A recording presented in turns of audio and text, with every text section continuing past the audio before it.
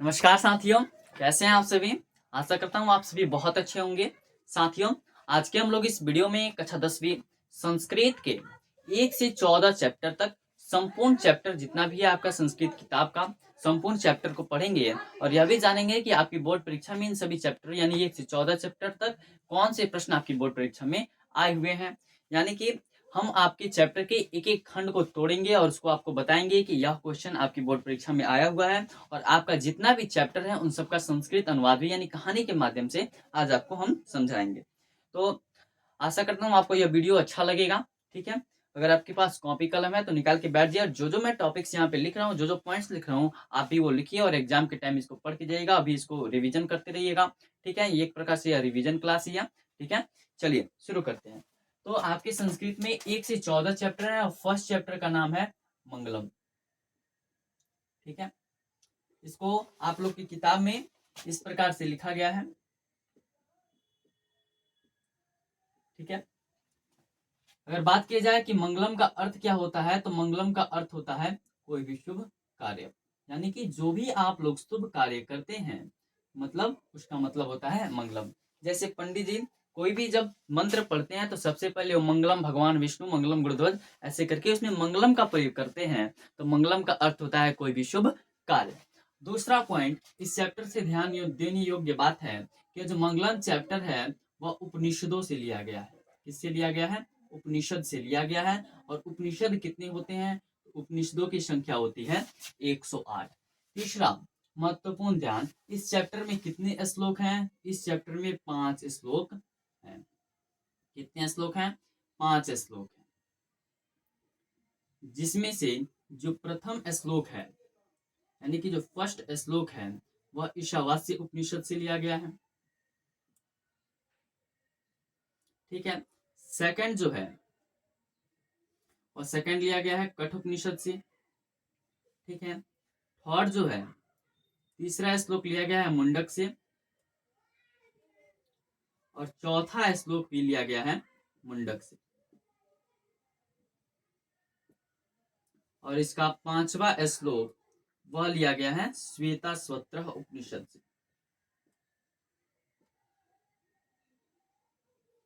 श्वेताश्वत्र उपनिषद से लिया गया है। ईशावास्य उपनिषद में यानी कि आपके मंगलम पाठ का प्रथम श्लोक, जो कि अगर आपसे ऐसा ही ऑब्जेक्टिव पूछा जाता है कि मंगलम का अर्थ होता है शुभ कार्य, मंगलम पाठ कहाँ से लिया गया है? उपनिषदों से लिया गया है। उपनिषदों की संख्या कितनी होती है? 108। और इस पाठ में मंगलम पाठ में कुल कितने श्लोक हैं? तो मंगलम पाठ में 5 श्लोक हैं। ठीक है, कौन कौन सा श्लोक है जी? तो ईशावास्य उपनिषद है, कठ उपनिषद है, मुंडक उपनिषद है और चौथा भी मुंडक उपनिषद से लिया गया है और 5वां श्लोक जो है वह श्वेताश्वत्र उपनिषद से लिया गया है। अब आइए हम लोग यह बात करते हैं कि पहला श्लोक यानी ईशावास्य उपनिषद में जो है हिरण्मयेन पात्रेण सत्य स्यापेन मुखम तत्व पुष्णं पावृणो सत्य धर्माय दृष्टये, यह जो श्लोक है वह किस उपनिषद से लिया गया है? तो देखिए आपका इस प्रकार से किताब होगा, फर्स्ट चैप्टर इसका ईशावास्य उपनिषद यहाँ पे लिखा गया होगा। ठीक है, ये रहा आपका फर्स्ट श्लोक, हिरण्मयेन पात्रेण सत्य स्यापेन मुखम तत्व पुष्णं पावृणो सत्य धर्माय दृष्टये। ठीक है, इसमें यह बताया गया है कि सोने के पात्र से, हिरण्मयेन पात्रेण का अर्थ होता है सोने का पात्र, सोने के पात्र से क्या ढका हुआ है? तो सत्य का मुख ढका हुआ है। ठीक है, जिसके कारण हम लोग प्रभु से इच्छा व्यक्त करते हैं कि आप उस सत्य के मुख पे जो सोने का पात्र ढका हुआ है आप उसको हटा दीजिए ताकि हम आपको प्राप्त कर सकें। तो देखिए ईशावास्य उपनिषद में लिखा गया है कि अगर आपसे ऑब्जेक्टिव क्वेश्चन आता है कि सत्य का मुख किससे ढका हुआ है तो सोने के पात्र से सत्य का मुख ढका हुआ है। अगर ऑप्शन आपका सोने का पात्र नहीं रहता है तो आपको वहां पे जरूर हिरण्मयेन पात्रेण आपको दिखाई देगा, तो आप इसको टिक कीजिएगा। ठीक है, वही हिरण्मयेन पात्रेण संस्कृत में लिखा गया है और उसका हिंदी अर्थ सोने का पात्र होता है। बात किया जाए आपकी सेकंड श्लोक, जो सेकंड श्लोक है अनोन्यान महतो महियान आत्मस्य जंतो निरितो गुहयाम तम क्रतो पश्यतो बीतसो को धातु प्रसादानाम हिमान मात्मना, यह जो श्लोक है वह कठ उपनिषद से लिया गया है और इसमें आपको बताया जाता है कि सूक्ष्म से सूक्ष्म यानी कि अणु से सूक्ष्म यानी कि अणु अणु जो सबसे छोटा पार्टिकल्स होता है अणु से भी सूक्ष्म, अणु से भी सूक्ष्म क्या है? या महान से महान क्या है, तो आत्मा। सूक्ष्म से सूक्ष्म यानी कि अणु से भी सूक्ष्म क्या है, आत्मा। या आपको ऐसे क्वेश्चन रहेगा कि महान से महान क्या है, महान से महान क्या है, तो महान से महान भी क्या है, आत्मा है। यही आपके सेकंड श्लोक से रहेगा। ठीक है। थर्ड श्लोक है मुंडक उपनिषद, और मुंडक उपनिषद में श्लोक है कि सत्यमेव जयते नानृतम सत्येन पंथा वित्तो देवयान येन कर्मतश्च हयात काम यत्र तत्र सत्यस्य परम निधानम। यह जो श्लोक है यह भी मुंडक उपनिषद से लिया गया है। और मुंडक उपनिषद में, इस उपनिषद में आप लोग को बताया जाता है कि हमेशा किसकी जीत होती है, सत्य की हमेशा, सत्य की हमेशा क्या होती है, जीत होती है। और असत्य की हमेशा क्या होती है, असत्य की हमेशा हार होती है। इसलिए अगर हम लोग प्रभु को प्राप्त करना चाहते हैं तो हम लोग को क्या करना चाहिए, सत्य का साथ देना चाहिए, असत्य का साथ नहीं देना चाहिए। ठीक है। चौथा श्लोक है मुंडक उपनिषद से ही लिया गया है, वह है यथा नदः चंदमाना समुद्रे अस्त गच्छन्ति नाम रूपे विहाय तथा विद्वान नाम रूपाद विमुक्त प्रांत पर पुष्पैति दिव्यम। यह जो श्लोक है यह भी मुंडक उपनिषद से लिया गया है। और इसमें यह बताया जाता है कि जिस प्रकार नदियां अपने नाम और रूप को छोड़ करके समुद्र में मिल जाती है, ठीक उसी प्रकार की जो भी अच्छे व्यक्ति होते हैं वो भी अपने नाम और रूप को त्याग करके परम पिता परमात्मा में एकाकार हो जाते हैं। ठीक है। तो इसमें आप लोग क्या बताया जाता है कि नदियां अपने नाम और रूप को छोड़ करके कहाँ मिल जाती है, तो नदियां जो होती हैं अपने नाम और रूप को, नाम और रूप को छोड़ करके कहाँ पे मिल जा रही हैं, समुद्र में। ठीक है। यानी कि नाम और रूप को छोड़ने का मतलब है कि कहीं पे वह नदियां कहलाती थी, लेकिन समुद्र में जाकर मिल जाने के बाद वहां पे नदियां नहीं कहलाएंगी, वहां पे केवल क्या कहलाएंगी, समुद्र कहलाएंगे। ठीक उसी प्रकार के जो विद्वान व्यक्ति होता है वह भी अपने नाम और रूप को छोड़ करके परमपिता परमात्मा में एकाकार हो जाता है। इसमें से आपको सब्जेक्टिव क्वेश्चन भी आता है कि नदियां अपने नाम और रूप को छोड़ करके समुद्र में मिल जाती है, या किस प्रकार, या विद्वान किस प्रकार अपने नाम और रूप को छोड़ करके परम पिता परमात्मा में एकाकार हो जाते हैं। यानी कि स्पष्ट क्वेश्चन आपको ऐसा आता है कि नदी और विद्वान में क्या समानता है। तो आप लोग लिख सकते हैं कि जिस प्रकार नदियां अपने नाम और रूप को छोड़ करके समुद्र में मिल जाती है, ठीक उसी प्रकार जो भी विद्वान व्यक्ति होते हैं वो भी अपने नाम और रूप को छोड़ करके परम पिता परमात्मा में एकाकार हो जाते हैं, परम पिता परमात्मा में सम्माहित हो जाते हैं। पांचवा श्लोक है श्वेताश्वत्र उपनिषद। इसमें आप लोग को ज्यादा ध्यान देने योग्य बात नहीं है। इसमें बताया जाता है कि जो वेद होते हैं वह वेद आदित्य वर्ण सूर्य के समान होते हैं। वेद किसके समान होते हैं, तो आदित्य वर्ण सूर्य के समान होते हैं। और इसमें आपको यह बताया जाता है कि वेद, पहले यह याद रखिएगा, वेद कितने होते हैं, 4 होते हैं, ऋग्वेद, यजुर्वेद, सामवेद और अर्थवेद। ठीक है, 4 वेद होते हैं। और जो वेद होता है आदित्य वर्ण सूर्य के समान होता है। अगर कोई भी व्यक्ति वेद पढ़ता है तो वह परमपिता परमात्मा से परिचित हो जाता है, इस संसार में कैसे रहना है इसके बारे में परिचित हो जाता है। यही है आपका फर्स्ट चैप्टर। और ऐसा क्वेश्चन आ सकता है तो आप लोग जितने क्वेश्चन बताए हैं ऑब्जेक्टिव सब्जेक्टिव आप लोग डील कर सकते हैं। अगर आता है कि मंगलम पाठ का आप सारांश लिखिए तो यही सब बातों को आप लोग लिख देंगे तो वहां भी आपको नंबर मिलेगा। ठीक है, आशा करता हूँ आपको फर्स्ट चैप्टर समझ में आया होगा। आइए आप लोग सेकंड चैप्टर की तरफ बढ़ते हैं।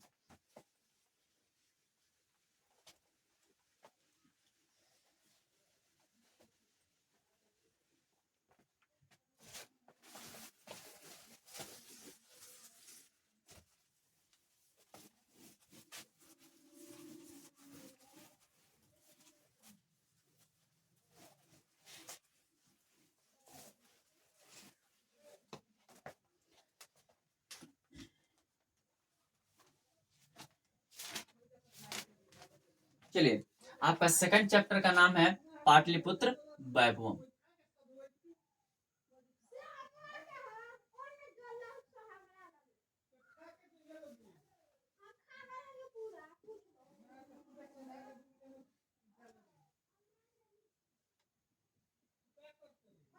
पाटलिपुत्र वैभवम। ठीक है, पाटलिपुत्र वैभव में आप लोग को यह बताया जाएगा कि जो पाटलिपुत्र वैभव है यानी कि जो पटना नगर है वो बिहार राज्य की राजधानी है। पाटलिपुत्र वैभव में पाटना के वैभव के बारे में बताया गया है।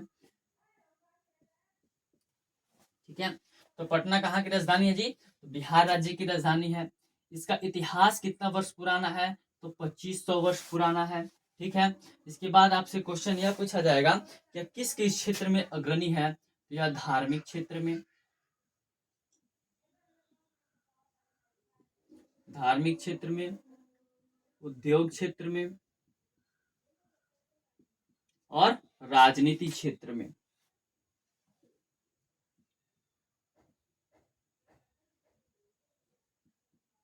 राजनीति क्षेत्र में यह अग्रणी है, यानी अपने ध्यान को आकर्षित किया हुआ है। उसके बाद आएगा कि यहाँ पे कौन कौन से विदेशी यात्री आए थे।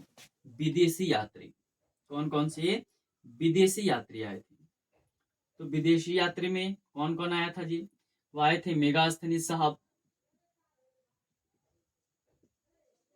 मेगास्थनीज जी आए थे, वेनसांग आए थे, ठीक है। उसके बाद इति सिंह आए थे और एक आए थे फायान जी। कौन कौन आया था विदेशी यात्री में? तो मेगास्थनीज, हेयनसांग, इति सिंह और फायान यहाँ पे विदेशी यात्री आए थे। उसके बाद अगर बात किया जाए कि यहाँ जो पटना नगर है वह किसके किनारे बसा हुआ है? गंगा नदी के किनारे बसा हुआ है। और गंगा नदी किस दिशा में पटना नदी की बहती है? पटना के उत्तर दिशा में गंगा नदी बहती है, ठीक है।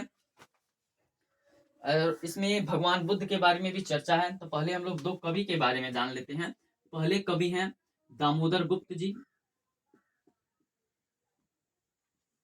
दामोदर गुप्त, इन्होंने एक काव्य लिखा था अपना, जिसका नाम था कुट्टिमताख्य।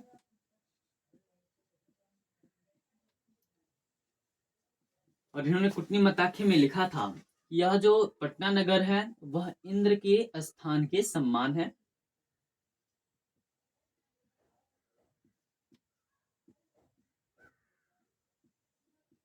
इंद्र के स्थान के समान है। और साथ ही साथ इन्होंने यह भी लिखा था यह सरस्वती के घर के सम्मान है।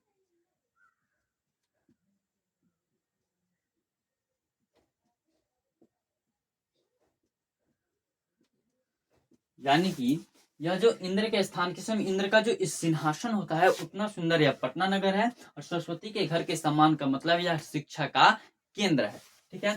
तो आपको ऐसा क्वेश्चन आएगा कि दामोदर गुप्त ने अपने कुटिलता के काव्य में क्या लिखा था? तो इन्होंने लिखा था यह जो पटना नगर है वह इंद्र के स्थान के सम्मान है और सरस्वती के घर के सम्मान है, अर्थात शिक्षा का केंद्र है, ठीक है। यह भी क्वेश्चन आता है कि दामोदर गुप्त ने कौन सा काव्य लिखा है? कुटिलता के। दूसरे कवि हैं राजशेखर जी। इन्होंने, राजशेखर जी ने काव्य मीमांसा नाम के ग्रंथ की रचना की है। कौन सी ग्रंथ? काव्य मीमांसा नाम के ग्रंथ। काव्य मीमांसा में इन्होंने लिखा है कि पाणिनि,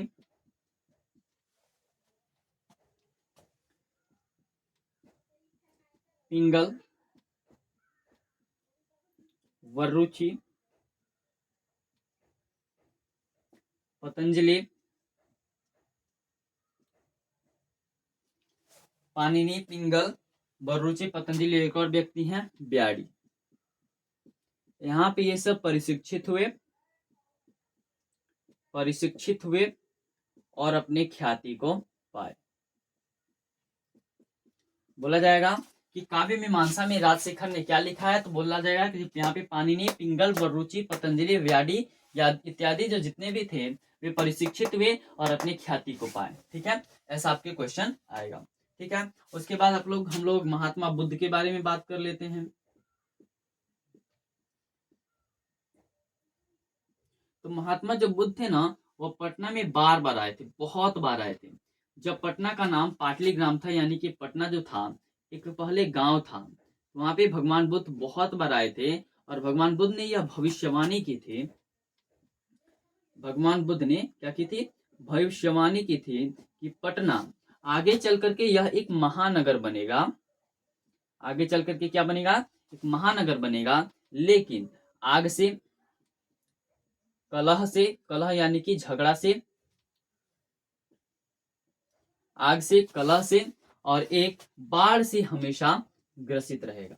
यानी कि यह तो आगे चल करके एक महानगर तो बनेगा, लेकिन आग यहाँ पे हमेशा लगी रहेगी, कलह यहाँ पे झगड़ा हमेशा होता रहेगा और बाढ़ का संकट हमेशा बना रहेगा। यह महात्मा बुद्ध ने कहा था।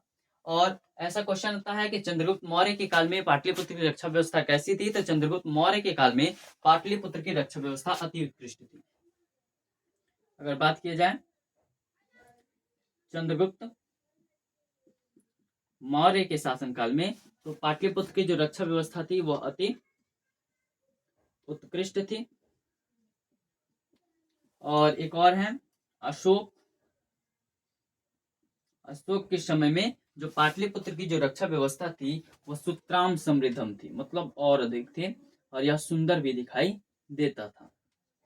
ठीक है, तो आप दो बिंदुओं को याद रखेंगे कि चंद्रगुप्त मौर्य के काल में पाटलिपुत्र की रक्षा व्यवस्था अति उत्कृष्ट थी और अशोक के समय में सुतराम समृद्धम थी। और एक और बात, ये जो यूनान के राजदूत हैं वह मेगास्थनीज को कहा जाता है। ठीक है, ये जो मेगास्थनीज यहाँ पे लिखे हैं तो इनको यह भी जान लीजिए, यह भी काफी बार पूछा गया प्रश्न है, यूनान के राजदूत कौन है। तो यूनान के राजदूत बोला जाता है किनको, मेगास्थनीज साहब को यूनान का राजदूत बोला जाता है। ठीक है, चलिए, और यह भी जानते हैं कि अगर आपसे क्वेश्चन पूछेगा कि पटना में कौन सी परंपरा चलती है, यहाँ पे सरस्वती परंपरा चलती है। कौन सी परंपरा चलती है, सरस्वती परंपरा चलती है। नगर की पालिका देवी कौन है, तो पालिका देवी का बात किया जाएगा, पालिका देवी का बात किया जाएगा तो कौन है, पटन देवी। पालिका देवी कौन है, पटन देवी। ठीक है, ये जान गए। और यह भी जान लीजिए, अगर ऐसा आ जाएगा कि यहाँ पे एशिया का सबसे बड़ा सेतु कौन सा है, एशिया का सबसे बड़ा सेतु है गांधी सेतु, जो कहाँ पे है जी, पटना में है। एशिया का सबसे बड़ा सेतु कौन सा है जी, गांधी सेतु है। ठीक है, और यहाँ पे कौन कौन से दर्शनीय स्थल है, तो संग्रहालय है, उच्च न्यायालय है, सचिवालय है, गोलघर है, तारामंडल है, जैविकोद्यानम है, मौर्य कालिक अवशेष है यानी कि म्यूजियम है, महावीर मंदिर है इत्यादि, ये सभी दर्शनीय स्थल इस पटना में है। और ऐसा क्वेश्चन आएगा कि गोलघर का निर्माण क्यों किया गया था, तो गोलघर का निर्माण किया गया था अनाज के भंडारण हेतु। और एक आपसे क्वेश्चन आ सकता है कि सिख संप्रदाय के लिए जो पटना है अति महत्वपूर्ण क्यों है, तो सिख संप्रदाय के लिए पटना इसलिए महत्वपूर्ण है क्योंकि यहाँ के सिख संप्रदाय के 10वें गुरु गुरु गोविंद सिंह का जन्म हुआ था। 10वें गुरु गोविंद सिंह का जन्म हुआ था, जन्म स्थल है यह, गुरु गोविंद सिंह का क्या है, जन्म स्थल है, जहाँ पे उनका जन्म हुआ था। आज वहां पे एक गुरुद्वारा है, इसलिए सिख संप्रदाय के लोगों के लिए पटना अत्यधिक महत्वपूर्ण है। और पटना एक तीर्थ स्थलीय क्षेत्र है, दर्शनीय स्थल है। ठीक है, इसलिए लोगों के लिए काफी प्रिय रहता है, विदेशी यात्री भी यहाँ पे आते हैं। ठीक है, इतने ही क्वेश्चन आपके सेकंड चैप्टर से आते हैं। आपको आशा करता हूँ आप लोग को यह भी समझ में आया होगा। और अब आते हैं थर्ड चैप्टर अलश कथा। ठीक है,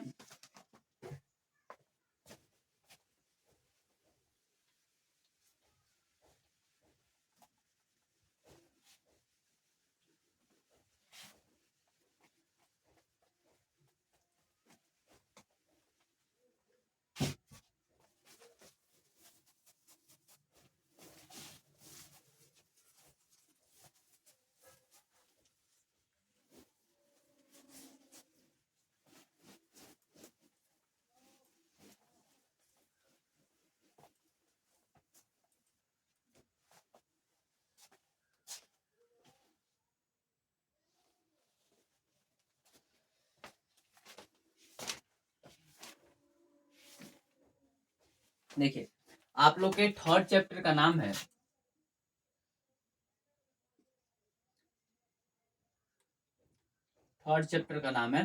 अलस कथा।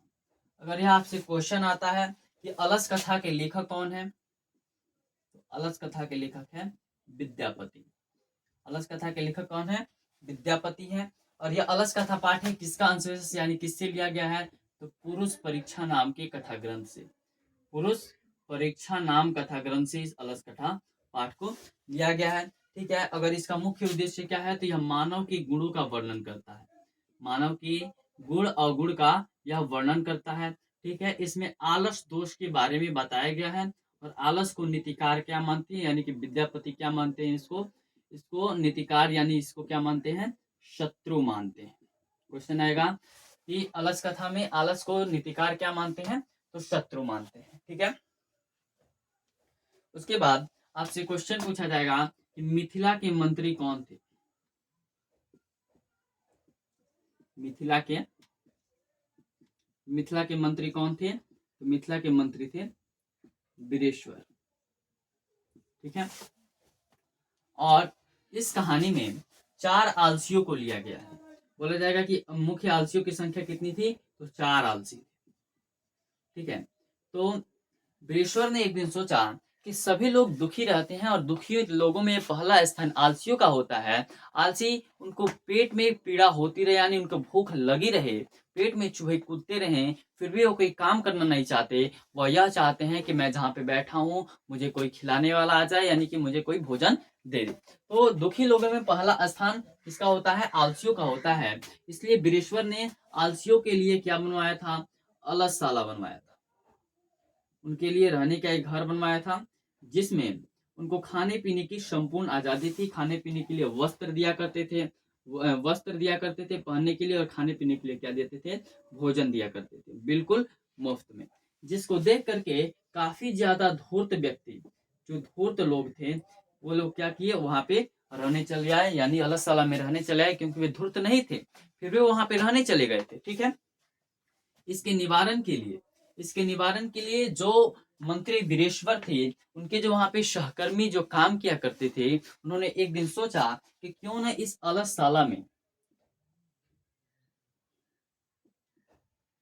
क्यों ना इस अलसशाला में आग लगा दिया जाए, जिसके कारण जितने भी धूर्त व्यक्ति हैं वह भाग जाएंगे। तो हुआ ऐसे भी, अलसशाला में उन्होंने क्या लगा दिया? आग लगा दिया, और जितने भी धूर्त व्यक्ति थे, जितने भी क्या थे? धूर्त व्यक्ति थे, सब भाग गए। ठीक है। लेकिन 4 आलसी, जो मुख्य आलसी थे, वहीं पे सोए रहे। ठीक है। जिसमें से पहला आलसी बोलता है कि यह कैसा शोरगुल, जब लोग भाग रहे थे तो बहुत ज्यादा शोर कर रहे थे। तो पहला आलसी बोलता है, पहला आलसी क्या बोलता है? यह कैसा शोरगुल हो रहा है, कैसा शोरगुल हो रहा है। तो दूसरा आलसी क्या बोलता है? दूसरा आलसी बोलता है कि लगता है घर में आग लगी है। और तीसरा आलसी बोलता है, पहला क्या बोलता है कि यह कैसा शोरगुल हो रहा है। ठीक है। तो दूसरा आलसी बोलता है कि लगता है घर में आग लगी है, इस अलगशाला में आग लगी है। तीसरा आलसी बोलता है कि कोई धार्मिक व्यक्ति नहीं है। धार्मिक व्यक्ति वैसे व्यक्ति को बोलते हैं जो अपने दुश्मन को भी अगर देखे कि वो प्यासा है तो उसको भी पानी पिला दे। बोलता है कि कोई धार्मिक व्यक्ति नहीं है,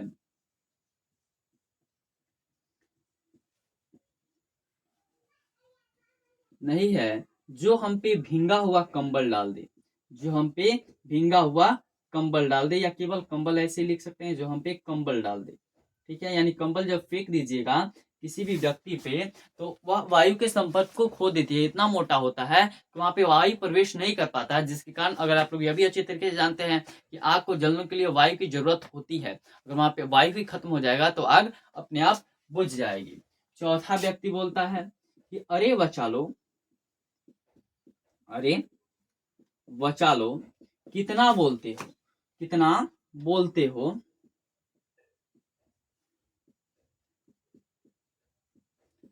चुपचाप सो जाओ और मुझे भी सोने दो। ठीक है। पहला आलसी बोलता है कि कैसा शोरगुल हो रहा है। दूसरा आलसी बोलता है लगता है घर में आग लगी है, घर में आग लग गई है लेकिन फिर उसको लग रहा है अभी।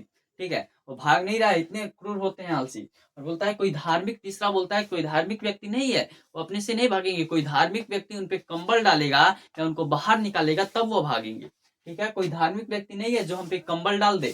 ठीक है। चौथा बोलता है, ये तो और बड़ा आलसी है, ये बोलता है कि अरे बचा लो, कितना बोलते हो, चुपचाप सो जाओ और मुझे भी क्या करने दो? सोने दो। इसके बाद वहां के जो सहकर्मी थे जो काम कर रहे थे, उन्होंने देखा ये सब जो गधा है, सब चार गो जो आलसी है, ये सब तो ऐसे रहेगा, ऐसे बतियाते रहेगा, ये सब जल के मर जाएगा। जिस कारण इसके स्वामी जो बृहस्पति इनको डांटेंगे। इसलिए उन्होंने क्या किया, इन चारों आलसियों को उन्होंने क्या पकड़ा? बाल पकड़ा, और बाल पकड़ करके घसीट के उन्होंने क्या निकाला? उस घर से, अल्लाह ताला से उसको क्या कर दिया? बाहर निकाला, और अल्लाह ताला जल गए, ये चारों आलसी बच गए। ठीक है। इसके बाद उन आलसियों के द्वारा, इन उन अनुयायियों के द्वारा बोला गया, जो सहकर्मी थे उनके द्वारा बोला गया था इन आलसियों पे कि जिस प्रकार स्त्रियों की गति, जिस प्रकार स्त्रियों की गति उनका पति होता है, बालकों की गति,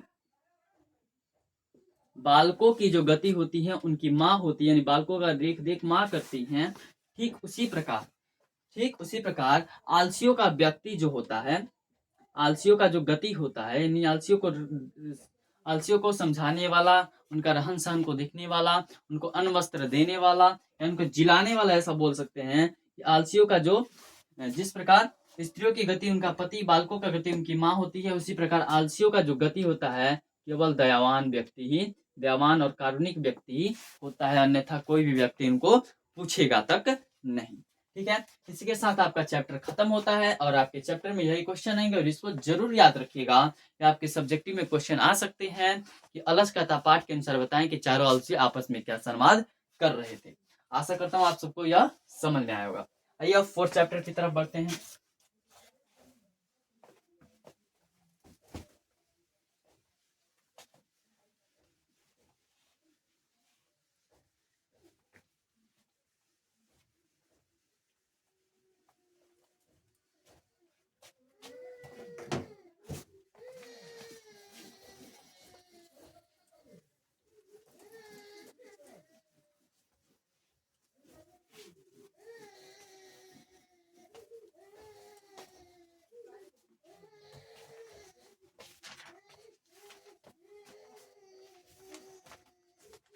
देखिए, आपका चतुर्थ चैप्टर यानी 4th चैप्टर का नाम है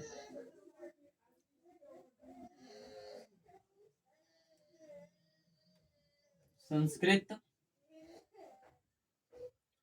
साहित्य लेखिका।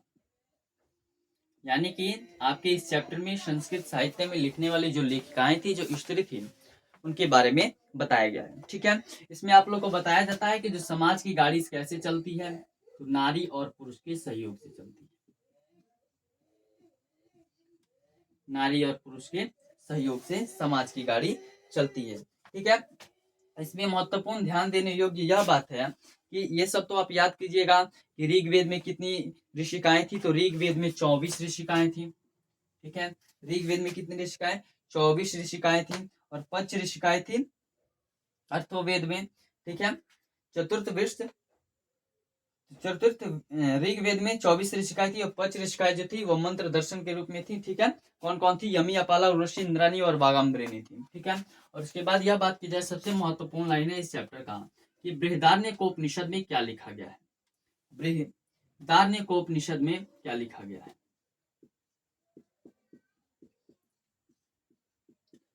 बृहदारण्यकोपनिषद में लिखा गया है कि जो मैत्रेयी थी वह याज्ञवल्क्य की पत्नी थी। मैत्रेयी की कौन थी, याज्ञवल्क्य की पत्नी थी। ठीक है, जिसको जो याज्ञवल्क्य हैं वह आत्म तत्व की शिक्षा देते हैं। किसकी शिक्षा देते हैं, आत्म तत्व की।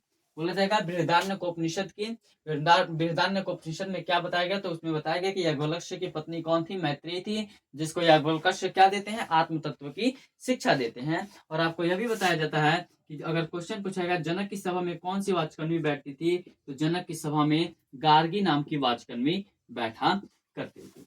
ठीक है, इसके बाद आपको यह बताया जाता है श्यामवर्ण विजयांका के बारे में। इसमें सबसे महत्वपूर्ण यही है, विजयांका वाला। ठीक है, विजयांका के बारे में बताया जाता है, इन्होंने दांडी जो थे, दांडी इनको बोलते हैं कि क्या है, यह सर्व शुक्ला सरस्वती हैं। दांडी इनको किस नाम से सूचित करते हैं, सर्व शुक्ला सरस्वती के नाम से सूचित करते हैं, सर्व शुक्ला सरस्वती कहते हैं। ठीक है, और इनको नीले कमल के सम्मान भी कहते हैं। इनको क्या कहते हैं, ये नीले कमल के सम्मान। सर्व शुक्ला सरस्वती कहते हैं और इसको बोलते हैं कि यह नीले कमल की सम्मान है। ठीक है, और ये तो आप लोग पढ़ लीजिएगा इनके पति का नाम सब। ठीक है, साथ ही इनका नाम विजयांका को विजय भट्टारिका के नाम से भी जाना जाता है। ठीक है, और एक आते हैं इस चैप्टर में पंडिता छमारा। पंडिता छमारा ये एक विदुषी हैं, यानी कि स्त्री हैं। पंडिता छमारा एक स्त्री हैं। इनके बारे में यह बताया जाता है कि जो इनका कार्यकाल था, यानी 1890 से 1953 ईस्वी, ठीक है, यह याद रखिएगा। और आप लोग यह भी याद रखिएगा, इन्होंने अपने पिता यानी इनके पिता का नाम था शंकर पांडुरंग पंडित, उनको ही लेकर के इन्होंने एक शंकर चरित्रम की रचना की थी। और यह भी आप लोग याद रख सकते हैं कि मधुरा विजयम की रचना किसने की थी, तो गंगा देवी ने की थी, ठीक है, जो कि कंपन राय की रानी थी। अपने पति विजय घटनामाश्रित का आश्रय ली थी इन्होंने, ठीक है। ये सब आप लोग याद कर सकते हैं। इस चैप्टर में ये सब महत्वपूर्ण टॉपिक्स है, ठीक है। जो महत्वपूर्ण है, ये तो चैप्टर काफी बड़ा है, लेकिन जो महत्वपूर्ण है इस चैप्टर में, सबसे ज्यादा कंफ्यूजन इसी चैप्टर में रहता है सबको, तो इसको बस आप लोग इतना ही पढ़ लीजिए। और यह देख लीजिएगा कितनी कौन सा वेद में कितनी ऋषिकाओं का वर्णन है, ठीक है। आइए फटाफट चैप्टर को सब खत्म करते हैं।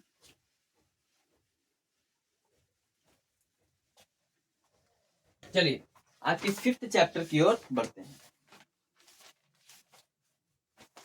आपके 5वें चैप्टर का नाम है भारत महिमा। 5वें चैप्टर का क्या नाम है? भारत महिमा। भारत महिमा पाठ में भी 5 श्लोकों का वर्णन है। जो इसमें का पहला श्लोक है, इसमें भी 5 श्लोक हैं। इसमें का जो पहला श्लोक है वह विष्णु पुराण से लिया गया है।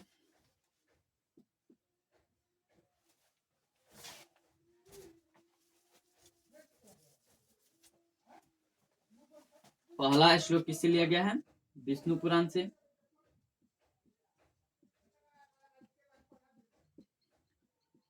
और जो दूसरा श्लोक है वह भागवत पुराण से लिया गया है। पहला श्लोक विष्णु पुराण से और दूसरा श्लोक भागवत पुराण से लिया गया है। इसको आप लोग जरूर याद रखिएगा कि भारत में पाठ में कुल कितने श्लोक हैं? इसमें भी 5 श्लोक हैं। और इसका पहला श्लोक किस उपनिषद से लिया गया है? विष्णु पुराण से। दूसरा श्लोक भागवत पुराण से लिया गया है। इस चैप्टर में यह बताया जाता है कि जो हमारा देश है भारत, वह क्या है जी, बहुत ही सभी जगह से सभी से सुंदर क्या है? हमारा भारत देश है, ठीक है। देवता भी लोग क्या करते हैं? यहाँ पे जन्म लेने के लिए तरसते हैं और वह प्रभु से गुणगान करते हैं कि हमारा भी जन्म क्या हो, इस देवभूमि यानी कि इस भारत देश में हो, ठीक है। वो देवता भी तरसते हैं, ठीक है। और ऐसा क्वेश्चन रहता है कि देवता क्या करते हैं? तो भारत की महिमा का गान गाते हैं, उसकी गीत गाते हैं, ठीक है। यही जो मेन चैप्टर है, या 5 चैप्टर में इसी प्रकार का लगभग आपकी बोर्ड परीक्षा में क्वेश्चन आपको देखने को मिलता है, ठीक है। उसके बाद सबसे महत्वपूर्ण चैप्टर भारतीय संस्कार। सबसे महत्वपूर्ण चैप्टर कौन सा है जी?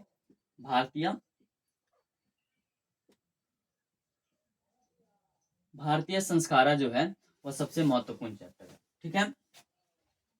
इसमें आप लोग को बताया जाता है कि संस्कार कितने होते हैं? तो संस्कार होते हैं 16, ठीक है। आप हमारे टेलीग्राम चैनल एजुकेशनल ज्ञान केंद्र को आप जाके उसमें ज्वाइन हो जाइएगा।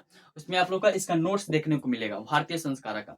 बस आप उतना पढ़ लीजिएगा, उसमें अच्छी तरीके से बताए हैं, ठीक है। उसको आप लोग एक बार देख लीजिएगा। अभी तो बता रहे हैं वो भी तो ठीक ही है, लेकिन इसको बहुत डिटेल तरीके से उस नोट्स में लिखा गया है, तो आप लोग उसको भी देख सकते हैं, ठीक है।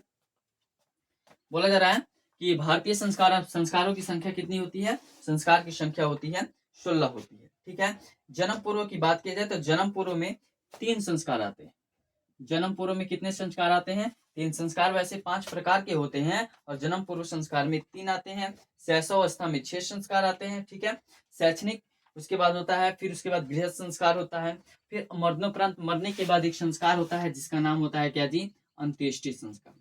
मरने के बाद कौन सा संस्कार होता है? अंत्येष्टि संस्कार होता है, ठीक है। इस प्रकार 16 संस्कार आपके होते हैं। और बात किया जाता है कि गर्भस्थ संस्कार जो होता है, उसमें गर्भ रक्षा, गर्भस्थ संस्कारोपण, ये सभी आते हैं। तो आप लोग इसको चैप्टर पढ़िएगा या वो नोट्स पढ़िएगा तो आप लोग को बहुत अच्छी तरीके से वो समझ में आएगा। क्योंकि लंबा चौड़ा चैप्टर और वीडियो ज्यादा बड़ा हो जाएगा, इसके लिए आप लोग को बोल रहे हैं, ठीक है। और मेन टॉपिक्स तो इसमें बता ही दे रहे हैं, ठीक है। और भारतीय संस्कार जो चैप्टर है उसमें पहले हम लोग को अभी छात्र कहा जाता है, आप लोग को छात्र कहा जाता था, लेकिन जो पहले बढ़ने वाले व्यक्ति थे उनको ब्रह्मचारी कहा जाता था। उनको क्या कहा जाता था? पहले जो पढ़ने वाले छात्र थे उनको ब्रह्मचारी कहा जाता था। प्राचीन काल में जितने भी शिष्य थे उनको ब्रह्मचारी कहा जाता था, ठीक है। और इसमें विवाह संस्कार का महत्वपूर्ण रूप से है। तो विवाह संस्कार में आपको बता दे रहे हैं कि वागदान संस्कार होता है, मंडप निर्माण होता है, वधु गृह बर पक्ष स्वागतम, वधु के घर जब बर का पक्ष जाता है तो उसका स्वागत होता है, ठीक है। उसका निरीक्षणम संस्कार होता है, कन्यादान होता है, अग्निस्थापनम होता है, पनिग्रहण होता है, लाजा होम संस्कार, इससे भी 7 प्रकार के क्रियाएं होती है और सिंदूरदान होता है।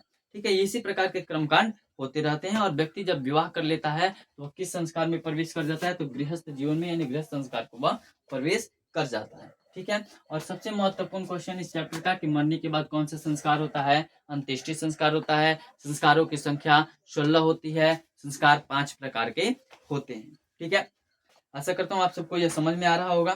ठीक है, और भारतीय जीवन में संस्कारों का काफी महत्व है, क्योंकि अगर मान लीजिए किसी भी व्यक्ति का अनुष्ठान यानी उसका शादी विवाह होता है, अगर उसके परिवार के सदस्य वहां पे सम्मिलित नहीं होते हैं तो उस विवाह को भी सफल नहीं माना जाता है। ठीक है, तो भारतीय संस्कार में अगर विवाह हो रहा है या कोई भी शुभ कार्य हो रहा है उसमें परिवार की अनुपस्थिति अनिवार्य होती है।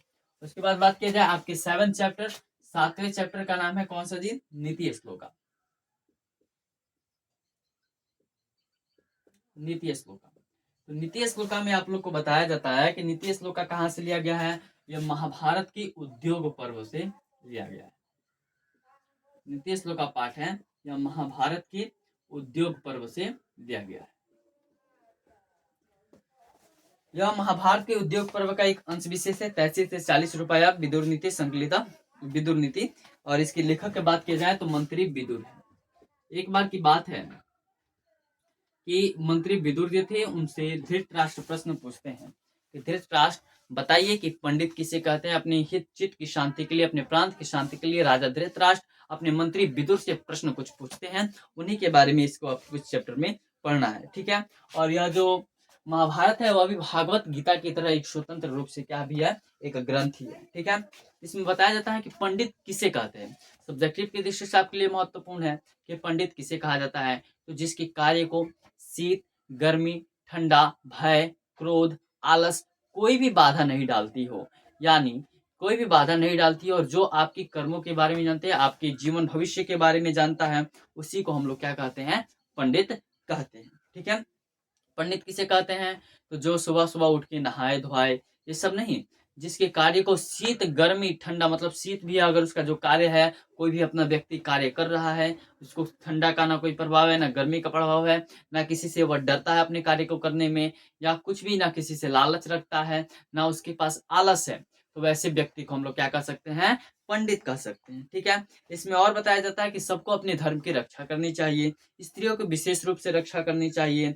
नरक के कितने द्वार हैं, तो यह महत्वपूर्ण क्वेश्चन है कि नरक के कितने द्वार हैं, तो नरक के 3 द्वार हैं। कौन कौन सा जी, काम, क्रोध और लोभ। काम, क्रोध और लोभ, नरक के ये 3 द्वार हैं। ठीक है, और बोला जाता है कि जो भी व्यक्ति है वह अच्छा बनना चाहता है, अपने अंदर सुधार लाना चाहता है, तो उसको किन दोषों को त्याग कर देना चाहिए, तो उनको 6 दोषों को त्याग कर देना चाहिए। कौन कौन सा जी, तो निंद्रा, तंद्रा, भय, क्रोध, आलस और दीर्घ सूत्रता, इन 6 दोषों का उसको त्याग कर देना चाहिए।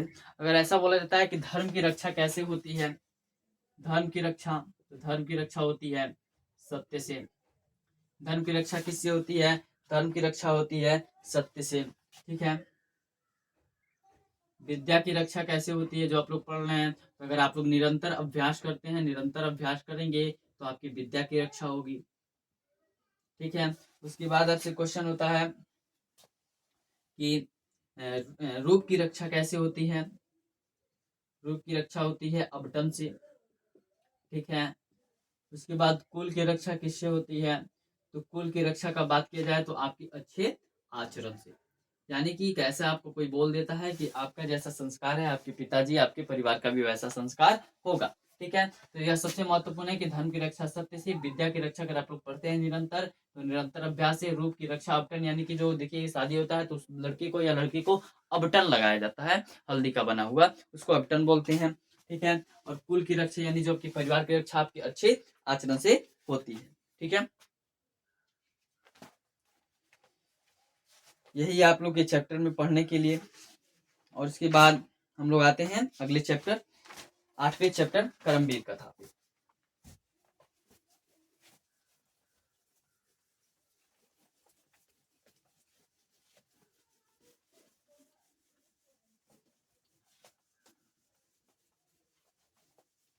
टाइम काफी ज्यादा लग रहा है, सोच रहे हैं जो बढ़िया बढ़िया क्वेश्चन है उसी को अब करवाते चल रहे हैं। ठीक है, अब ज्यादा समय भी नहीं रहेगा, कुछ चैप्टर बचे हैं, 8वां चैप्टर तो हो रहा है। ठीक है, तो 8वें चैप्टर का नाम क्या है? करमवीर कथा।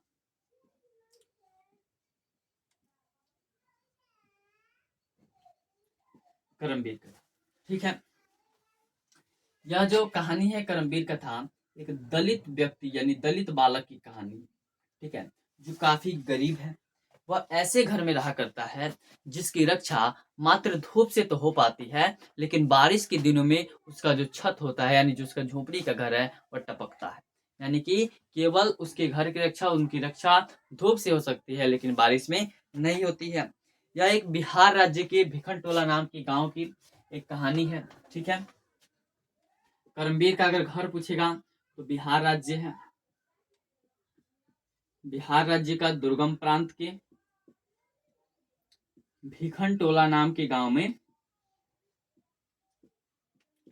भिखनटोला नाम के गांव में एक व्यक्ति का जन्म होता है, एक बालक का जन्म होता है, जिसको आगे चल के हम लोग करमवीर के नाम से जानते हैं। यह करमवीर कौन है? तो जी यह करमवीर है राम परवेश राम। इसके बारे में आप लोग को बता दे रहे हैं कहानी के माध्यम से, आप लोग सुनिए। देखिए, यह जो करमवीर है, इसके घर में इसकी घर की ऐसी स्थिति थी, ये काफी गरीब थे और इसके घर से 1 कोस यानी 3 किलोमीटर की दूरी पे एक प्राथमिक विद्यालय स्थापित था। यहाँ ऐसे परिवेश में इसका जन्म हुआ था जहाँ के लोग शिक्षा के बारे में कुछ जानते भी नहीं थे, अर्थात वहाँ के लोग अनपढ़ थे। ठीक है, वहाँ केवल लोग जीवन जीना जानते थे कि जीवन को कैसे निर्वाह किया जा सकता है। ठीक है, तो करमवीर का एक घर में जन्म होता है। ठीक है, भिखनटोला के दुर्गम प्रांत है और बिहार राज्य में, राम परवेश राम का। ठीक है, यह राम परवेश राम एक ऐसा बालक था जो किसी भी कार्य को करता था तो बहुत ही अच्छे तरीके से करता था। ठीक है, इसके परिवार के सदस्य में इसके पिताजी, इसकी माताजी और यह खुद और इसकी एक बहन थी। ठीक है, एक दिन यह खेल रहा था तो गांव के मतलब संपन्न गांव का निरीक्षण करने की क्यों बच्चे पढ़ने आते हैं, कुछ बच्चे पढ़ने नहीं आते, ऐसा क्यों? ठीक है, इसी का निरीक्षण करने के लिए एक शिक्षक आए थे। तब तक ये जो राम परवेश राम था यह खेल रहा था, यह खेल में इतना संलग्न था, इतना संलग्न था कि शिक्षक को यह काफी ज्यादा अच्छा लगा और शिक्षक ने इसको ले जाके अपने प्राथमिक विद्यालय में पढ़ाना शुरू कर दिया। ठीक है, जब यह पढ़ने लगा तो अपने एक दिन यह क्या किया, इसकी निरंतर पढ़ने की इच्छा जागृत होती रही और इसके शिक्षक कहते थे, जो शिक्षक आए थे, अगर बोला जाए शिक्षक कैसे थे तो नवीन दृष्टि से संपन्न शिक्षक थे। ठीक है, तो उन्होंने बोला था कि जीवन की जो परम गति होती है वह शिक्षा ही होती है। इसी बात को उन्होंने राम परवेश राम ने अपना आदर्श माना और अपने जीवन की ऊंचाइयों को चढ़ने लगा। उन्होंने अपने विद्यालय में प्रथम स्थान प्राप्त किया, फिर आगे चल करके उन्होंने आगे पढ़ाई की और अपने एक दिन ऐसा हुआ उन्होंने पूरे महाविद्यालय में प्रथम स्थान प्राप्त किया था। ठीक है, क्यों? इनके पास तो पैसे नहीं थे, इन्होंने कुछ बच्चों को ट्यूशन पढ़ाया। ठीक है, पढ़ा के इनका जितना भी समय होता था लाइब्रेरी में यह गुजारते थे। ठीक है, बच्चों को ट्यूशन पढ़ा के इन्होंने महाविद्यालय में अपना नामांकन कराया और पूरे स्टेट में, पूरे महाविद्यालय में इन्होंने क्या किया, प्रथम स्थान प्राप्त किया। इनके माता पिता इतने अनपढ़ थे कि महाविद्यालय का म तक नहीं जानते थे कि आखिर यह महाविद्यालय होता क्या है, तो प्रथम स्थान तो दूर की बात है। ठीक है, इस प्रकार इन्होंने राम परवेश राम ने अपने जीवन को जिया और आगे चल करके इन्होंने केंद्रीय लोक सेवा परीक्षा का इन्होंने क्या दिया, एग्जाम दिया और आज वह केंद्रीय लोक सेवा में एक उन्नत पद पे हैं और अपनी गरिमा बढ़ा रहे हैं। ठीक है, इस चैप्टर में आपको यह बताया जाता है कि उद्योगी पुरुष के पास, जो भी उद्योगी, जो भी कार्मिक पुरुष होते हैं, जो अपने काम को निरंतर करते हैं, उनके पास ही लक्ष्मी आती है। ठीक है, यह चैप्टर खत्म हो गया।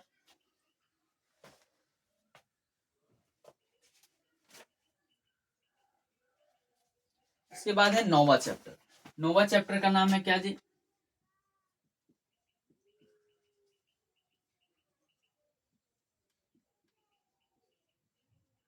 9वां चैप्टर का नाम है स्वामी दयानंद। ठीक है, ये जो स्वामी दयानंद थे वो आधुनिक समाज के शिक्षा के महान उद्धारक थे। स्वामी दयानंद, इन्होंने आर्य समाज नामक संस्था की स्थापना की थी। आर्य समाज नामक संस्था के संस्थापक कौन है? तो आर्य समाज नामक संस्था के संस्थापक हैं स्वामी दयानंद। ठीक है, इन्होंने भारत में रह रही घटनाओं का, जैसे कि विधवा प्रथा जो था, ठीक है, स्त्री का जो उनके पति की मृत्यु हो जाती थी तो उनको जला दिया जाता था, इन सब का ये विरोध करते थे। ठीक है, और यह बताते हैं, मतलब ये समाज की जितनी भी कुरीतियाँ थी इनका विरोध करते थे और उसका वह निवारण करते थे। वह एक बोलते थे कि यह एक प्रकार का ये हमारे समाज को दूषित कर रहा है। ठीक है, जातिवाद के बिल्कुल खिलाफ थे, धर्म के बिल्कुल खिलाफ थे। ठीक है, स्त्रियों की शिक्षा के मतलब स्त्रियों को शिक्षा नहीं दिया जाता था, इसके भी खिलाफ थे। विधवाओं का ग्रहित उनको जला दिया जाता था, इसके भी वो सब खिलाफ थे। ठीक है, इन सब के ये खिलाफ थे। उसके बाद एक बात करते हैं इनके बारे में, एक धर्म धारक थे, मतलब एक तरफ से बोले हैं कि इनको धर्म के प्रति कोई भी इच्छा, कोई भी जागरूकता नहीं थी। एक दिन की बात है कि ये इनका परिवार जो था वह कर्मकांडी परिवार था। इनका जन्म के पहले बात किया जाए तो गुजरात के टंकारा नामक गांव में इनका जन्म हुआ था। टंकारा प्रदेश में, गुजरात के टंकारा में इनका क्या हुआ था, जन्म हुआ था। कब हुआ था जी, तो इनका जन्म 1824 ईस्वी में हुआ था। गुजरात के टंकारा नामक गांव में इनका क्या हुआ था, जन्म हुआ था 1824 ईस्वी में। इनको लोग मूल शंकर के नाम से भी इनको जाना जाता है। इनको किस नाम से जाना जाता है, मूल शंकर के नाम से, मतलब इनका बचपन का नाम बोला जाए तो मूल शंकर था। शिवोपासक भगवान शिव की भक्ति करने वाले परिवार में इनका जन्म हुआ था, लेकिन ऐसा इनका दुर्भाग्य कि ये भगवान शिव के प्रति क्या हुए थे, ये उनके विरोधी बन गए थे। एक दिन की बात है कि इनके परिवार कर्मकांडी परिवार हैं, भाई भगवान शिव के पुजारी हैं, तो भगवान शिव का पूजा कर रहे थे। उन्होंने देखा कि रात्रि जागरण था, रात को पूजा होता है, देखिए भगवान शिव का। ठीक है, रात्रि जागरण पे थे। ठीक है, तो इन्होंने देखा कि भगवान शिव के ऊपर जो रखा जो भी द्रव्य है, जो भी पदार्थ चढ़ाया गया है, उसको क्या कर रहे हैं, कुछ जो चूहे हैं, मूषक हैं, उसको खा रहे हैं। ठीक है, उनके मन में एक ऐसा विचार आया, ये तो भगवान है, ये अपने भोजन की रक्षा यानी खुद की रक्षा तो ये कर नहीं पा रहे हैं, ये हमारी रक्षा क्या करेंगे। फिर उन्होंने वहां से छोड़ दिया, वहां से उस रात्रि जागरण को छोड़ के अपने घर चले गए।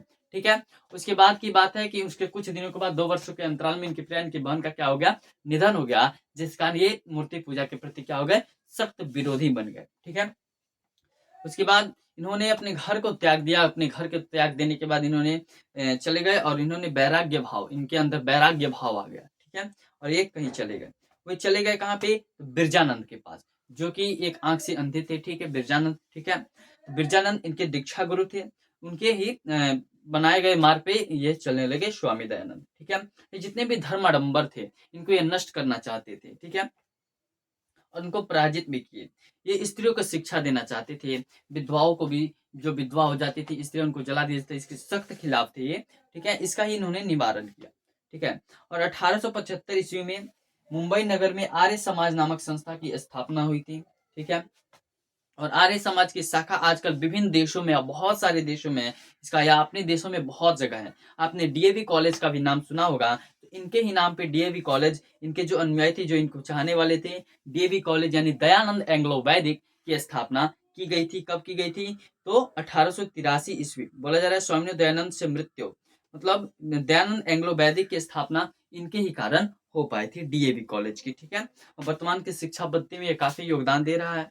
ठीक है, यही है आप लोग का कौन सा जी, नौवां चैप्टर स्वामी दयानंद का। ठीक है,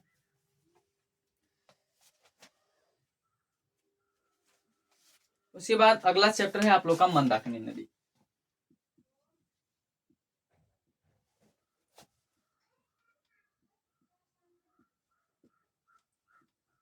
मंदाकिनी वर्णम पाठ है, तो इसमें इसके जो लेखक हैं, मतलब इसको वाल्मीकि रामायण के अयोध्या कांड से लिया गया है। रामायण से लिया गया है, वाल्मीकि जी के रामायण से इनको लिया गया है। ठीक है, इसमें यह भी बताया जाता है कि इस चैप्टर में बताया जाता है कि भगवान जो राम थे, सीता के संग, माता सीता के संग, लक्ष्मण के संग क्या किए थे, वनवास की ओर गए थे। तभी की यह कहानी है। इसमें कुछ श्लोक हैं, 10 श्लोक हैं लगभग, और इसमें बताया जाता है कि राम, सीता और लक्ष्मण जो है वह अयोध्या से वनवास के लिए निकले थे, जिसमें राम जी सीता को अनेक अनेक नामों से संबोधित करते हैं, जैसे कि हे सीते, हे विशालाक्षी, हे तनु मध्यमे, हे कल्याणी, हे शोभने। ठीक है, इन नामों से इनको सूचित करते हैं। यह क्वेश्चन बार बार आया हुआ है। ठीक है, और यह बताते हैं कि, और इसमें यह भी वाल्मीकि रामायण में यह बताया जाता है कि जो मंदाकिनी नदी का जो तट है वह काफी सुंदर दिखाई देता है। इसके तट पे सुंदर सुंदर फूल लगे हुए हैं। इसके अगल बगल क्या है जी, पहाड़ हैं। उस पहाड़ों पर क्या है जी, पेड़ पौधे हैं, फल फूल हैं, सब इतना सुंदर दिखाई देता है। और जब पेड़ जो पर्वत पे है, ऐसा क्वेश्चन था, पर्वत नाचता हुआ क्यों प्रतीत होता है? तो पर्वत नाचता हुआ इसलिए प्रतीत होता है क्योंकि उसके यानी कि पर्वत पे क्या होते हैं, पेड़ होते हैं। जो पेड़ जब हवाएं बहती हैं तो वो झूमने लगते हैं, इधर से उधर होने लगते हैं, जिसका दूर से देखने पर ऐसा लगता है कि पर्वत नाच रहा है। ठीक है। और मंदाकिनी नदी का बात किया जाए तो मंदाकिनी नदी में दो प्रकार के ऋषि स्नान करते हैं। एक तो चमड़ा धारण करने, काले मृग का चमड़ा धारण करने वाले, यानी उनके चमड़े का वस्त्र पहनने वाले, और दूसरे जो वृक्ष था, वृक्ष छाल था या उनके पत्ती था, उनका वस्त्र पहनने वाले भी इसमें स्नान करते हैं। फिर भी मंदाकिनी नदी अपनी सुंदरता को खोती नहीं है। ठीक है। यहाँ पे बहुत सारे मृग, बहुत सारे जानवरों का समूह एक साथ पानी पीने आता है, जिस कारण इसका नदी गंदा हो जाता है। फिर भी यह मंदाकिनी नदी अपने यश को खोती नहीं है। यही आपके चैप्टर है। ठीक है। इसमें भगवान राम जो है वो सीता माता को अनेक नामों से संबोधित करते हैं, आप लोग याद रखिएगा। ठीक है। चलिए, यही सब आपका मेन टॉपिक था जो इसमें याद करने वाला था, और आप लोग समझ पा रहे होंगे कि मंदाकिनी नदी का मतलब इतना ही होता है कि मंदाकिनी नदी गंगा नदी को कहा जाता है। ठीक है। मंदाकिनी का पर्यायवाची गंगा होता है। जब मंदाकिनी नदी में जब पानी बहता है, इस प्रकार बहता है, वो भगवान राम के मन को लोभित किया हुआ है। ठीक है। जो उसके सुंदर सुंदर जो तट हैं, जो उसके वृक्ष लगे हुए हैं, जो सुंदर सुंदर घास है, उसे वहां पे जो पेड़ वृक्ष हैं उस पे फल लगे हुए हैं, फूल लगे हुए हैं, वो अपने इतने में मोहक दिखाई देता है, वो अपनी सुंदरता से हमको इतना आकर्षित करता है कि कोई भी उससे आकर्षित हो जाए। और जो उसका पेड़ है, पर्वत है, उस पे वृक्ष लगे हुए हैं, वृक्ष जब हिलते हैं, हवाएं जब चलती हैं, जब हिलते हैं, तो ऐसा लगता है कि पर्वत नाच रहा है, पर्वत नाचता हुआ प्रतीत हो रहा है। ठीक है। और देखिए, और इसमें यह भी बताया जाता है कि यहाँ पे दो प्रकार के ऋषि स्नान करते हैं, एक चमड़ा धारण करने वाले, ठीक है, यानी चमड़ा कपड़ा पहनने वाले, और दूसरे जो वृक्ष का छाल पहनने वाले। फिर भी यह दूषित नहीं होता है। मंदाकिनी नदी इतना अच्छा है जो अपनी गरिमा को बढ़ाता ही चला जाता है। चाहे कितने भी जानवर आके इसके पानी को गंदा कर देते हैं, पी लेते हैं, गंदा कर देते हैं, फिर भी यह मंदाकिनी नदी अपनी यश को खोती नहीं है, अपनी गरिमा, अपनी सुंदरता को खोती नहीं है।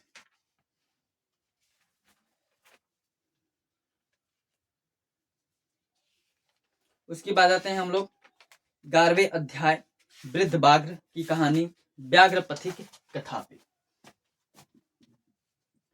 कौन सा है जी? व्याघ्र पथिक कथा।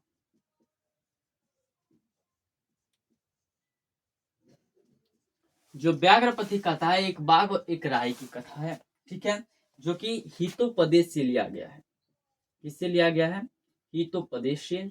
और हितोपदेश के लेखक कौन है जी? नारायण पंडित।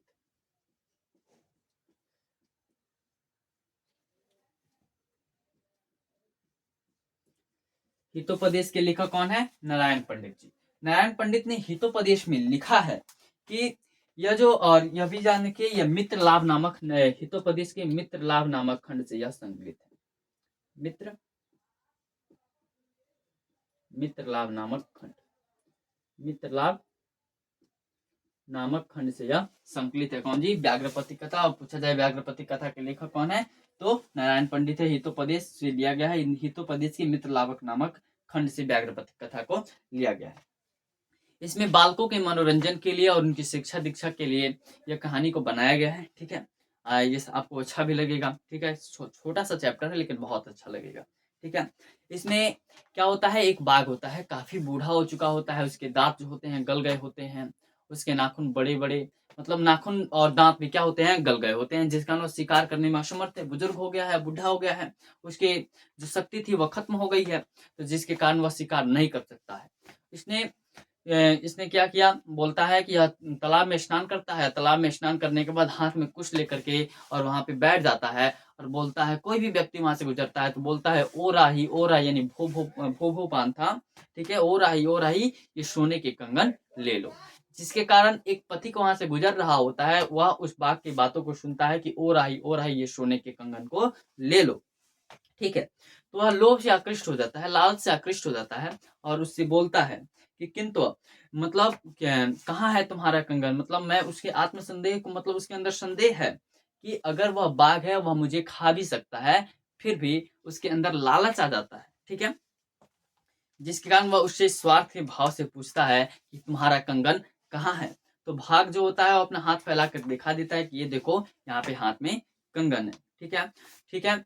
उसके बाद बोलता है, वह जो राही होता है वह बोलता है कि मैं तुम पर कैसे विश्वास करूं, क्योंकि तुम एक हिंसक पशु हो, तुम मुझे मार के खा भी सकते हो। तो बाघ अपने आप को अहिंसक सिद्ध करने के लिए तर्क देता है कि देखो देखो राही, मेरे जो मैं बूढ़ा हो चुका हूँ, मेरा जो नाखून है, मेरा जो दांत है वो पूरे गल चुके हैं, ठीक है, और मेरे द्वारा धर्मशास्त्र भी पढ़ा गया है, और एक जो ऋषि थे उन्होंने मुझे उपदेश दिया कि मतलब उनके पुत्र, वह जो बाघ था उसके पुत्र और पत्नी की मृत्यु हो गई थी। क्यों? क्योंकि उसके ऋषि ने उसको उपदेश दिया था कि तुमने क्या किया था जी, तुमने अनेक मनुष्यों और गायों को, जानवरों को मार कर खाया है, जिसके कारण तुम्हारे पुत्र और पत्नी की मृत्यु हो गई है, इसलिए तुम वंशहीन हो गए हो, ठीक है। इसके लिए तुम धर्मशास्त्र पढ़ो।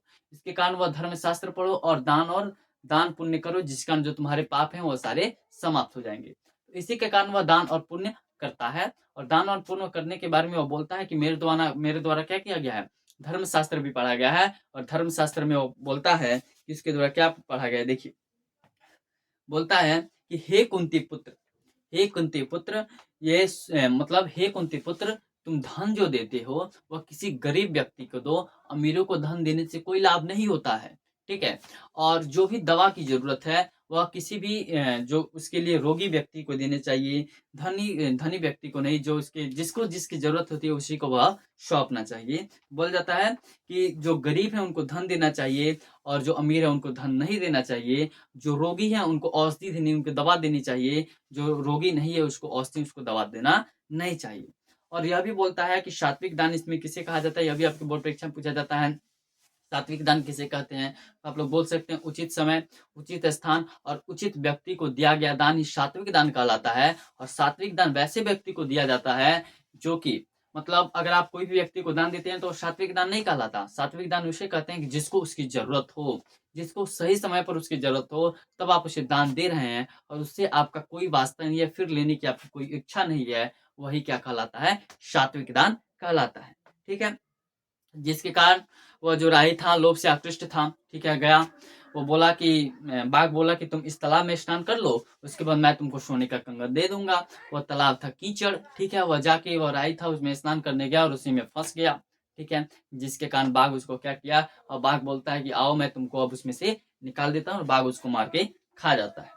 तब पथिक सोचता है कि जो भी व्यक्ति अच्छे होते हैं, मतलब ऐसे, मतलब जो कंगन के लोभ में वह क्या किया था, वहां पे गया था और उस कीचड़ में फंस गया था, जिसके कारण उसको क्या हो गया था, मतलब उसको बाघ ने पकड़ के खा लिया। तो पथिक सोचता है कि ज्ञान भार की दिया नहीं, मतलब ज्ञान होते हुए भी उसके पास भार है, लेकिन जब उसका उपयोग करेगा तभी ज्ञान का साक्षात रूप होता है। यानी कि अगर आपके पास ज्ञान है तो उसका उपयोग कीजिए, न बिना उस ज्ञान का अगर उपयोग नहीं करते हैं तो एक भार के सम्मान है, ठीक है। यही था आपका चैप्टर, लोभ से लालच से इसमें बताया गया था। उसके बाद आता है आपका कर्ण से दानवीरता पाठ। तो कर्ण से दानवीरता जो है भास द्वारा रचित है, ठीक है। कर्ण भारत नाम के रूपखंड का यह अंश विशेष है, ठीक है। महाभारत से भी यह लिया गया है। और कर्ण के पास कवच और कुंडल होता है, जिसके कारण उसको कोई भी मार नहीं सकता है। और जो सूर्यपुत्र है, सूर्यपुत्र कौन है, कर्ण है। और इंद्र का पुत्र यानी शक्र का पुत्र कौन है, तो वह सब है अर्जुन, अर्जुन जो थे सब इंद्र के पुत्र थे, तो वे सब उनसे बोलते हैं। शक्र बोलता है उनसे भिक्षा मांगने जाता है कि जिस कारण जो वे थे कर्ण को कोई नहीं मार पा रहा था, जिसके कारण यह बोला जाता है। तो जब शक्र यानी इंद्र शक्र का भेष बना करके उनके पास जाते हैं तो उनसे भिक्षा मांगते हैं कर्ण से। तो कर्ण सबसे पहले उनको गाय देने की बात करते हैं, जिसके कारण शक्र जो होते हैं बोलते हैं कि नहीं छामी मुझे नहीं चाहिए। उसके बाद घोड़े देने की बात करते हैं तो फिर भी बोलते हैं नहीं चाहिए। फिर कर्ण जो है उनको हाथी देने का बात करते हैं तो फिर भी बोलते हैं नहीं चाहिए। घर देने का बात करते हैं फिर भी नहीं चाहिए, ठीक है। तो उनको बोलते हैं कि, फिर उसको बोलते हैं कि अग्निष्टो फलम मैं आपको दूंगा तो भी उनको नहीं चाहिए। तो संपूर्ण मैं पृथ्वी देता हूं तब भी उनको नहीं चाहिए, ठीक है। इसके बाद उनको बोलता है कि आपको क्या चाहिए, तो आपको उनको क्या चाहिए था, कवच और कुंडल चाहिए था। ये क्योंकि उनके पास जब कवच और कुंडल था जिसका उनको कोई भी पराजित, कोई भी उनको मार नहीं सकता था, ठीक है। इस कानून से वह कवच और कुंडल ले लेते हैं, ठीक है। जिसका उसके बाद क्या होता है, उनका जो शरीर होता है पूरा लहूलुहान हो जाता है, क्योंकि बचपन से उनके शरीर में वो क्या था, कवच और कुंडल था। तो आपसे बोला जाएगा कि सबसे पहले उन्होंने क्या भिक्षा में देने की बात की थी, तो गाय, उसके बाद घोड़ा, उसके बाद हाथी, उसके बाद क्या दिया था, घर देने के बाद, उसके बाद संपूर्ण पृथ्वी, उसके बाद अग्निष्टोफलम, और अंत में उनको क्या देने की बात हुई थी, तो कवच और कुंडल देने की बात हुई थी, ठीक है। यही है आपका चैप्टर। उसके बाद सा चैप्टर है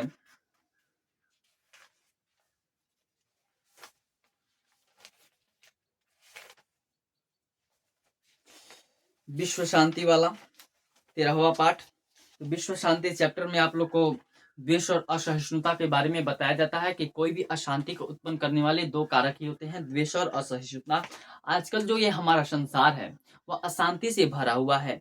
कई देश किसी भी देश पे आक्रमण करते हैं, वहां के लोग भी मारे जाते हैं और वहां के दोनों देश के लोग मारे जाते हैं, जिस कारण दोनों देश की हानि होती है। तो और यह क्यों होता है? तो लोग एक दूसरे को देख करके जलते हैं। द्वेष और असहिष्णुता जो होते हैं अशांति को उत्पन्न करने वाले दो कारक होते हैं, और यह मानव के विनाश का आतंकवाद, अशांति मानव के विनाश का एक महत्वपूर्ण कारण है। क्योंकि जो भी देश आगे की ओर उन्नति कर रहा है उसकी उन्नति को देख करके जो पड़ोसी देश होते हैं जैसे उसको जलते हैं। ठीक है, जो शत्रु राज्य होते हैं। इसके लिए एक विश्व संघ भी है, लेकिन वो कोई काम करे तो अच्छा ही है। ठीक है, अभी भी देखिए एक देश दूसरे देश के प्रति क्या करते हैं, झगड़ा मतलब चला ही है, जैसे कि रूस और यूक्रेन देख लीजिए। ठीक है, ये सब ऐसा ही चलता ही रहता है। ठीक है, तो अगर आपसे बोला जाए कि द्वेष और असहिष्णुता क्या होते हैं, अशांति के कारण होते हैं। ठीक है, अगर इसको समाप्त भी किया जा सकता है, समझाने से तो समाप्त होगा नहीं। अगर समझाने से समाप्त हो गया तो काफी अच्छा है, हिंसा से समाप्त हो जा रहा है।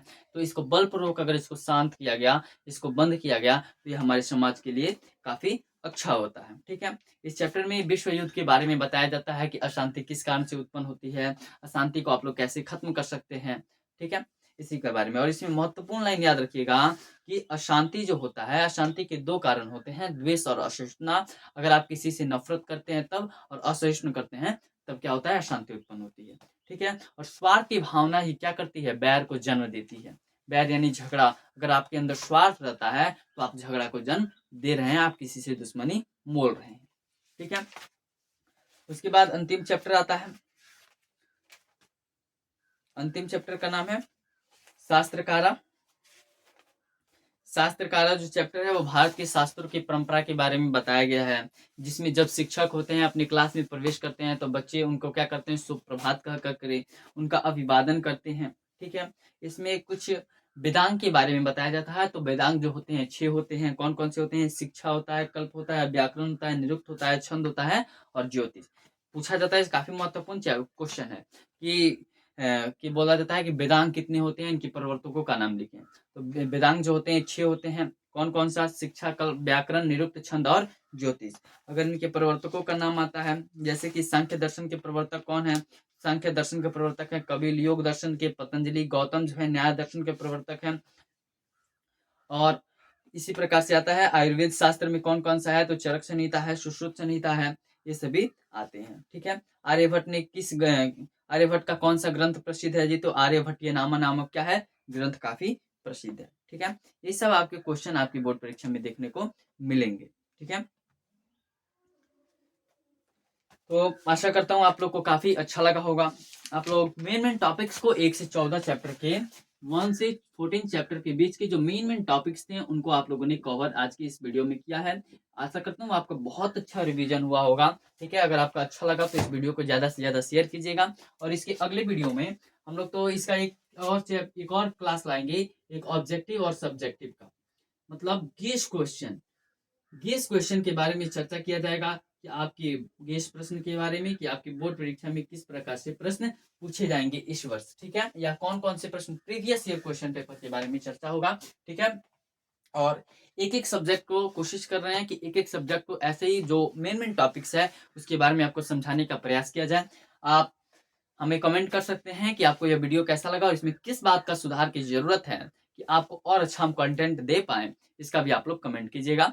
मिलते हैं अगले वीडियो में, और अगले वीडियो में एक नया चैप्टर यानी कि एक नए किताब के बारे में चर्चा करेंगे, या तो हम लोग ऑब्जेक्टिव और सब्जेक्टिव क्वेश्चन के बारे में चर्चा करेंगे। ठीक है, मिलते हैं अगले वीडियो में। धन्यवाद।